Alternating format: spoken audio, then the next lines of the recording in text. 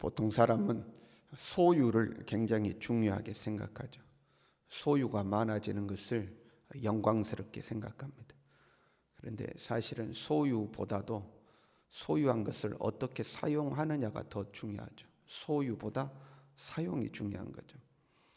물질을 많이 소유하면 사람들은 부러워합니다. 아, 저 사람 참 좋겠다. 그러니까 그 사람이 돋보이는 거죠.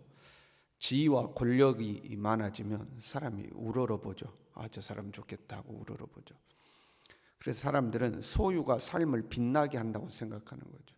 소유가 많아지면 그게 물질이 됐든 명예가 됐든 권력이 됐든 소유가 많아지면 사람들이 부러워하고 우러러보기 때문에 많아지는 것이 삶을 빛나게 한다고 생각합니다. 그런데 조금만 생각해 봐도 그 소유 자체가 빛나는 것이 아니라 소유를 어떻게 사용하느냐가 빛날 수도 있고 빛이 안 날 수도 있다는 걸 알 수가 있습니다. 내가 부지런히 일해서 물질이 좀 많아졌어요. 그 물질을 유흥비로 다 쓴다고 생각해 봐요. 빛이 납니까? 빛이 안 나잖아요. 근데 그 내가 많아진 소유를 등록금이 없는 학생들을 도와서 등록금을 낼 수 있도록 도와줬어요. 그럼 그 물질이 빛이 나지 않겠습니까? 내가 권력을 얻었어요. 힘 있는 자리에 올랐어요. 근데 그 권력을 이용해서 재물을 부정적으로 축적을 하고 그 부정적인 일만 해요. 그 권력이 빛이 나지 않죠. 내 권력을 가지고 어려운 사람들, 힘없는 사람들을 도와줘요. 그럼 그 권력이 빛이 나겠죠. 내가 가진 것을 어떻게 사용하느냐에 따라서 빛이 날 수도 있고 아무 쓸모없는 것이 될 수도 있기도 하는 거죠. 그런데 우리 이제 믿는 사람은 거기에서 한 걸음 더 나아가서 생각해야 돼요.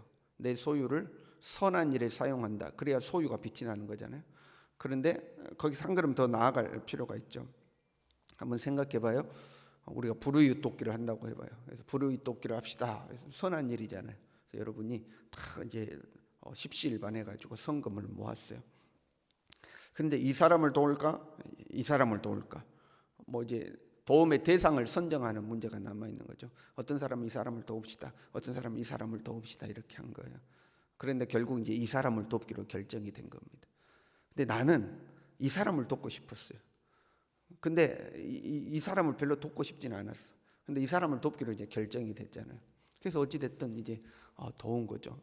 그 선한 일을 쓴 거잖아요. 근데 다음번에 또 불이웃 돕기 합시다 그랬어요. 그런데 나는 이 사람 돕고 싶었는데 이 사람을 도왔잖아요. 그 별로 마음에 안 든 거죠. 다음번에 불이웃 돕기 합시다 그러면 거기에 동참해요, 동참 안 해요? 사람의 마음이 에이, 안 해. 저거 안 하고 싶은데 저 때도 나는 이 사람 돕고 싶은데 이 사람 돕더라. 나 안 할 거야. 사람 마음이 그렇게 되죠. 자기 마음대로 안 됐기 때문에 이제는 안 돕고 싶은 겁니다. 나라는 자아가 선한 일에 끼어든 거죠. 그렇죠? 나라는 자아가 선한 일에 끼어들어요. 이것을 순수하지 않다고 하는 겁니다. 내가 원하는 것과 원하지 않는 것 사이에서 우리는 우리의 순수함과 순수하지 않음이 드러나게 돼 있죠. 그러면 이 사람을 도울까요? 저 사람을 도울까요? 간단한 문제입니다. 우리에게 있어서는 하나님의 뜻대로 하면 됩니다. 그렇잖아요. 우리는 하나님의 뜻대로 하는 거예요. 하나님의 뜻대로 하는 것, 그것이 빛나는 겁니다. 우리 신앙인에게 있어서는. 내 아무리 선한 일이라도 내가 원하는 대로 하는 것, 이건 빛나질 않아요. 하나님 앞에서는 하나님의 뜻대로 하는 것이 이제 빛나는 것이 되는 겁니다. 이 사람들은 보통 겉으로 드러나는 모습에 박수를 보내죠. 그 좋은 일을 했다, 선한 일을 했다, 착한 일을 했다. 뭐 그러면 겉으로 드러나는 거에 박수를 보내잖아요. 그러나 하나님은 그 마음 중심을 보신다고 그랬죠. 그 우리의 동기까지 보시는 거죠. 그러니까 아무리 겉으로 드러나는 일이 선한 일이라 할지라도 내 마음 동기가 선하지 않는 경우가 있죠. 그 선한 일을 통해서 자기의 명예를 얻으려고 한다거나 선한 일을 통해서 자기의 영광을 얻으려고 한다거나 그런 동기가 있을 수 있잖아요. 하나님은 마음 중심을 보시기 때문에 하나님 앞에서 빛나기 위해서는 내 뜻이 아닌 하나님의 뜻을 따라서 해야 그게 이제 빛이 나는 거죠. 그런 물질만 빛이 나는가? 우리 인생 자체가 그런 우리 인생 자체가 하나님 앞에 빛나는 인생이 있고 그저 그런 인생이 있는 거죠. 하나님 앞에 빛나는 인생이 있어요. 다시 말하지만 소유가 빛이 나는 건 아니에요. 어떻게 사용하느냐에 달렸다고 했잖아요. 우리 인생도 마찬가지예요. 내가 소위 성공했어요. 높은 자리에 올랐어요. 명예로운 자리에 올랐어요. 그럼 그 인생이 빛나는가? 세상에서는 빛난다고 그러지. 야, 잘했다. 와, 대단하다. 이제 박수를 보내는 거 아니에요? 그런데 하나님은 내가 높은 자리에 오르고 뭐 상류층이 되고 그래서 빛이 난다고 보는 것이 아니죠. 내 인생을 어떻게 사용하느냐에 따라서 빛이 날 수도 있고 안 날 수도 있는 거죠. 3절의 말씀이 이렇게 돼 있어요. 지혜 있는 자는 궁창의 빛과 같이 빛날 것이요 많은 사람을 옳은 대로 돌아오게 한 자는 별과 같이 영원토록 빛나리라. 소유를 얼마나 얻었느냐, 얼마나 높은 자리에 올라갔느냐, 소위 말하는 상류층의 사람들이 되어서 이제는 뭐 높은 사람들과 어울리는 자리에 올랐느냐, 이게 빛이 난다 빛이 안 난다, 이거 전혀 그런 문제가 아니죠.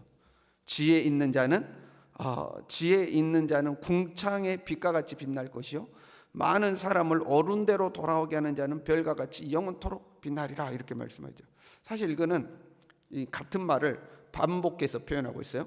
지혜 있는 자는 빛과 같이 빛날 것이요 많은 사람을 옳은 대로 돌아오게 하는 자는 하늘의 별처럼 영원히 빛나리라, 이렇게 되죠. 같은 말입니다. 지혜 있는 자는 많은 사람을 옳은 대로 돌아오는 자. 똑같은 말을 반복해서 쓸 때에 표현을 달리해서 쓰는 이제 문학적 기법이거든요.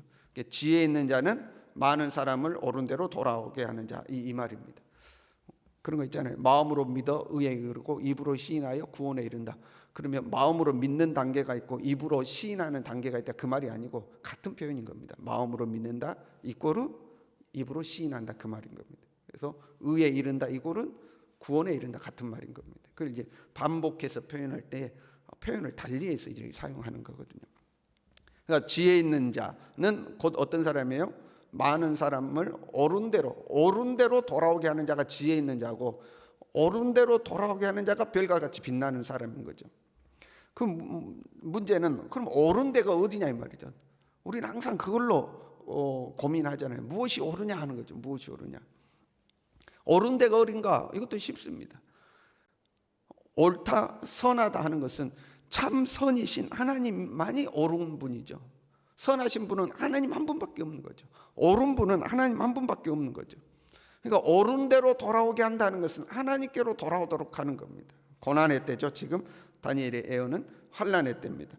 고난의 때에, 환난의 때에 하나님께로 돌아오도록 하는 사람, 이 사람이 지혜 있는 사람이고 이 사람이 빛나는 인생이다, 그 말입니다.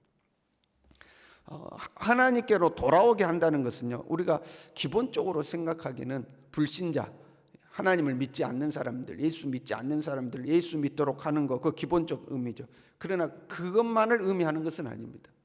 환난의 때입니다. 고난의 때입니다. 그 고난의 때 믿음이 흔들린 사람이 있지 않겠어요?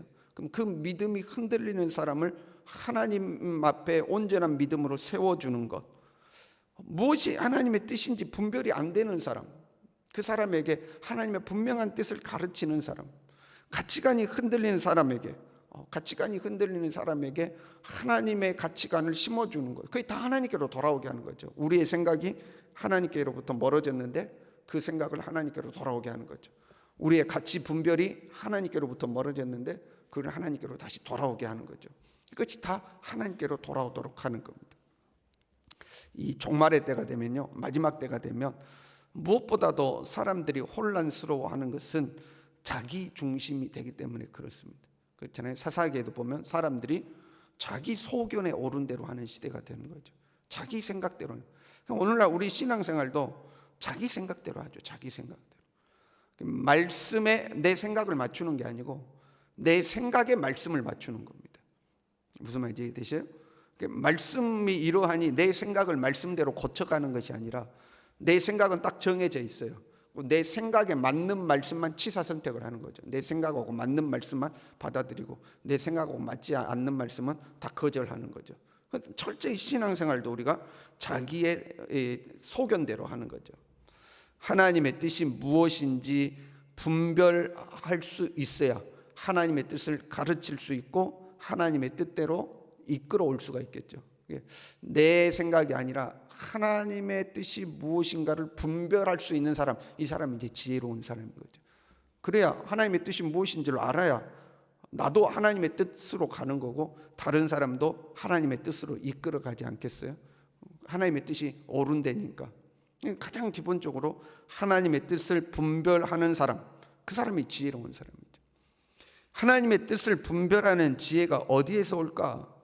여러분, 지혜는요, 그게 이제 하나님 앞에서 지혜든 일반적인 지혜든 모든 지혜는 깨끗한 데서 오는 겁니다. 지혜란 깨끗한 데서 오는 거예요. 여러분, 그렇잖아요. 맑아야 깊이 보이는 거 아닙니까? 물이 맑아야 깊이 보이죠.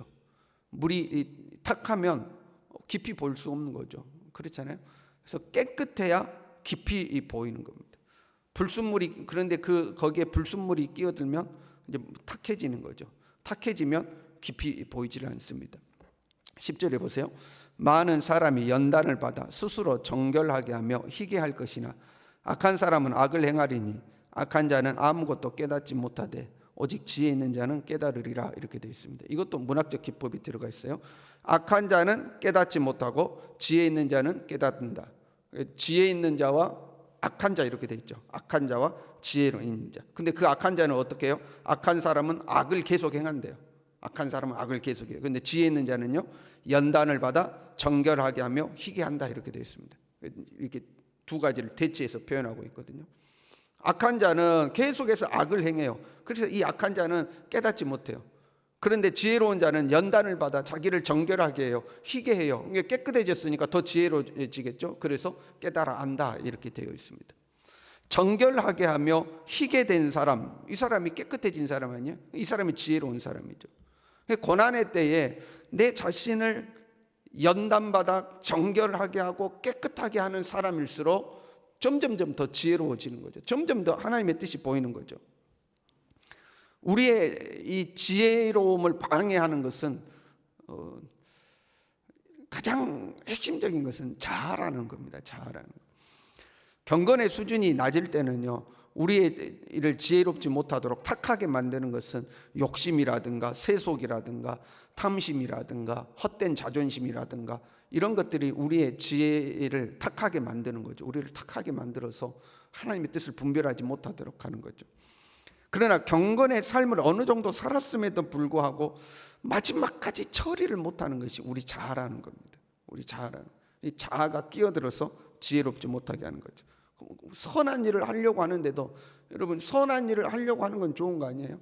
그런데 그 선한 일을 하려고 하는데도 뭐가 끼어드는 거예요? 자아가 끼어드는 거예요. 그 자아가 선한 일을 탁하게 이제 만드는 거죠. 마지막까지 이 자아가 우리의 지혜를 가로막는 경우가 있습니다. 이 자아를 십자가에 온전히 못을 박아야 거기에 하나님의 참 뜻을 분별할 수 있는 지혜가 찾아오는 거죠. 여러분, 우리가 기도할 때 하나님의 뜻을 분별한다고 하는데 무엇이 제일 헷갈려요? 이게 하나님의 뜻일까? 이게 하나님의 뜻일까? 그럼 왜 헷갈리냐면요, 내 생각을 못 내려놓기 때문에 헷갈리는 겁니다. 내 생각을 내려놔야 되는데 나라는 것을 내려놔야 하나님의 뜻이 보이는 거거든요. 그런데 나를 내려놓지 못하기 때문에 내가 원하는 게 있어요. 내가 바라는 게 있어요. 근데 그걸 내려놓지 않기 때문에 하나님의 뜻이 이제 혼동되는 경우가 있는 거죠. 나를 내려놔야 하나님의 뜻이 보이는 거예요. 그 하나님의 뜻이 보여야 나도 하나님의 뜻에 순종하게 되는 거고 다른 사람도 하나님의 뜻으로 인도할 수 있게 되는 겁니다. 우리의 인생이 여러분 별과 같이 빛나는 인생 되었으면 좋겠습니다. 소유가 많아서 빛나는 거 아니고, 명예와 권력이 많아져서 빛나는 거 아니고, 높은 곳에 올라가서 빛나는 것이 아니라 하나님의 뜻대로 살아서 빛나는 인생인 거죠. 하나님의 뜻대로 살아서 빛나는 인생. 세상은 갈수록 어두워질 겁니다. 믿는 자도 어두워질 겁니다. 그게 종말의 때 아닙니까? 믿는 자도 어두워질 거예요. 여러분 보세요. 지금 우리가 사는 시대는 말씀의 홍수 시대예요. 그렇지 않습니까? 여러분 보세요. 우리 교회에서 설교만 듣습니까? 다른 목사님 설교도 다 듣는, 예배 마치고 가는 길에 라디오만 틀어도 설교가 나오는 말씀의 홍수 시대죠. 그런데 오히려 혼탁해지고 있죠. 내가 옷이 한 벌밖에 없어요.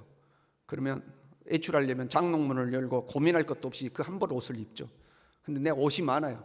그럼 장롱문을 열고 어떤 옷을 입어야 될지 고민하는 거죠. 그것과 똑같은 거예요. 말씀이 홍수니까 어떤 말씀을 선택해야 될지 고민해야 돼요. 그럼 어떤 말씀을 선택해요? 자기한테 맞는 말씀만 선택하는 거죠. 그러니까 그래서 더 혼탁해지는 거예요. 더 혼탁해지는 거죠. 말씀에 내 자신이 깨지는 것이 아니라 말씀도 내 기준대로 받아들이니까 철저히 자기 중심이 되어 가죠. 더 혼탁해지는 시대죠. 오늘도요, 십자가 앞에 우리 자신을 내려놔야 하죠. 십자가 앞에 내려놓고 하나님의 말씀에 귀를 기울이고 하나님의 뜻을 분별할 수 있는 참 지혜자 우리 모두가 될 수 있기를 바랍니다. 기도하겠습니다.